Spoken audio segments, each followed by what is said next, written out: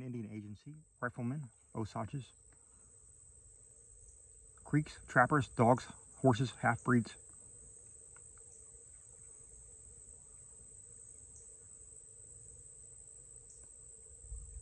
Bete, the huntsman. Having crossed the ford, we soon reached the Osage agency where Colonel Shoto had his offices and magazines for the dispatch of Indian affairs and the distribution of presents and supplies. It consisted of a few log houses on the banks of the river and presented a motley frontier scene. Here was our escort awaiting our arrival. Some were on horseback, some were on foot, some were seated on the trunks of fallen trees, some shooting at a mark. Here were a heterogeneous crew, some in frock coats made of green blankets, others in leather hunting shirts, but the most part in the marvelously ill-cut garments, much the worse for wear and evidently put on for rugged service. Nearby these were a group of Osages, stately fellows, stern and simple in garb and aspect. They wore no ornaments, and their dress consisted merely of blankets, leather leggings, and moccasins. Their heads were bare, their hair was cropped like close, excepting a bristling ridge on top of the crest like a helmet, with a long scalp lock hanging behind. They had fine Roman countenances and broad, deep chests, and as they generally wore their blankets wrapped up around their loins, so as to leave the bust and arm bare, they looked like so many noble bronze figures.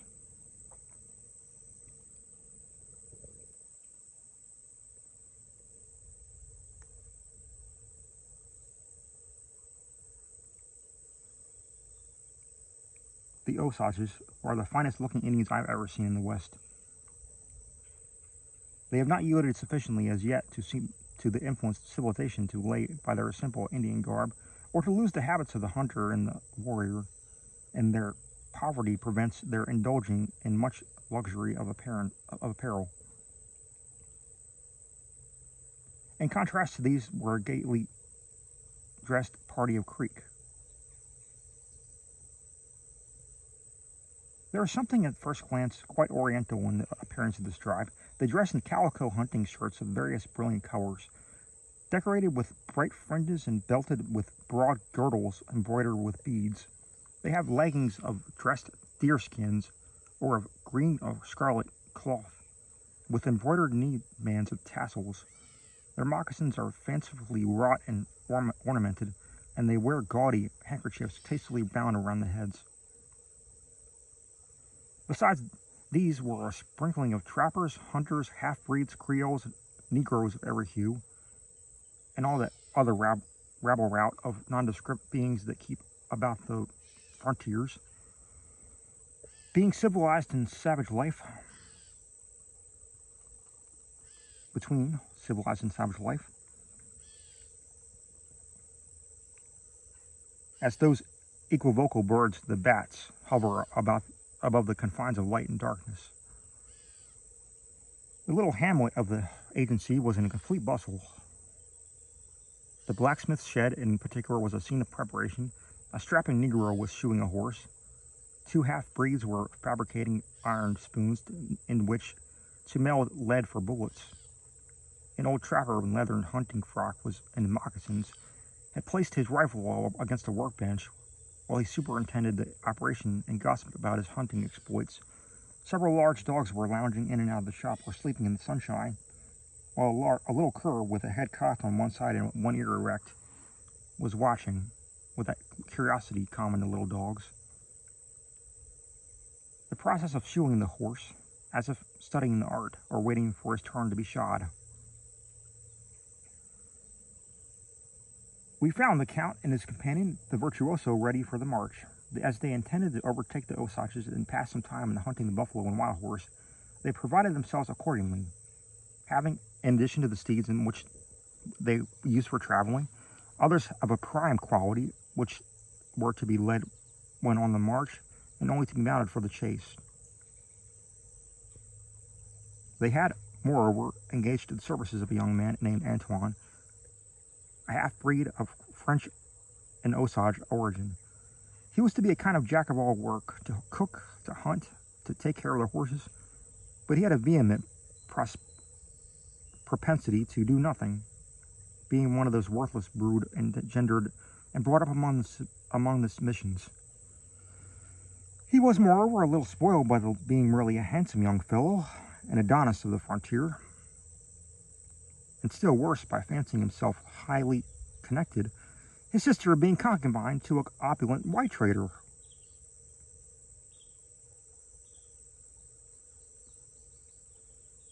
For our own part, the commissioner and myself were desirous, before setting out to procure another attendant well versed in woodcraft, who might serve as a hunter, for our little Frenchman would have had his hands full when on camp, in cooking and on the march, and in taking care of the pack horses. Such a one presented himself, or rather was recommended to us, and Pierre Bete.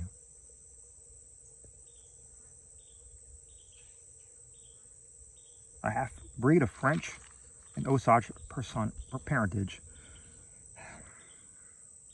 We were assured that he was acquainted with all parts of the country, having traversed it in all directions, both in hunting and war parties, and that he would be of use both as guide and interpreter, and that he was a first-rate hunter.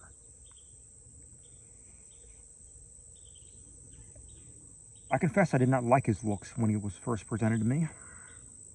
He was lounging about in an old hunting frock and matasses or leggings of deerskin, soiled and greased and almost japanned by constant use. He was apparently about 36 years of age, square and strongly built. His features were not bad, being shaped unlike those of Napoleon,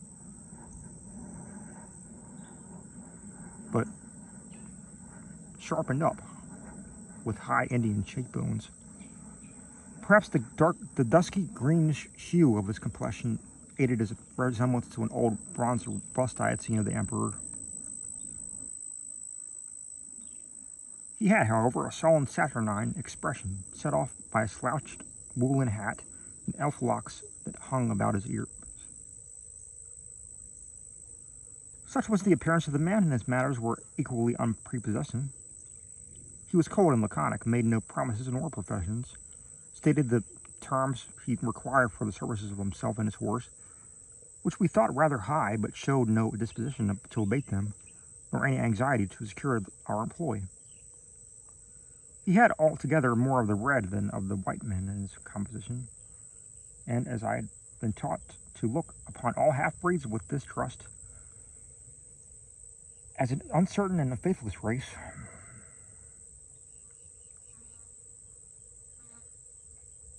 I would gladly have dispensed with the services of Pierre Bete.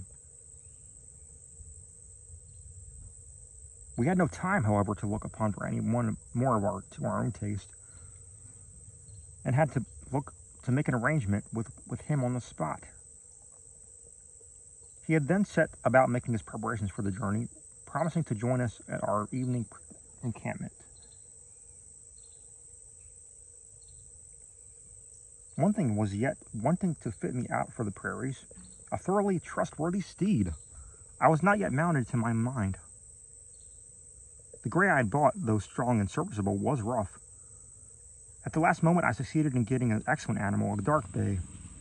Powerful, active, generous, spirited, and in capital condition, I mounted him with exultation, and transferred to the silver gray Teutonish, who was in ecstasies at finding himself so completely uncavalier that I feared he might be realize the ancient and well-known proverb of, quote, a beggar on horseback, unquote.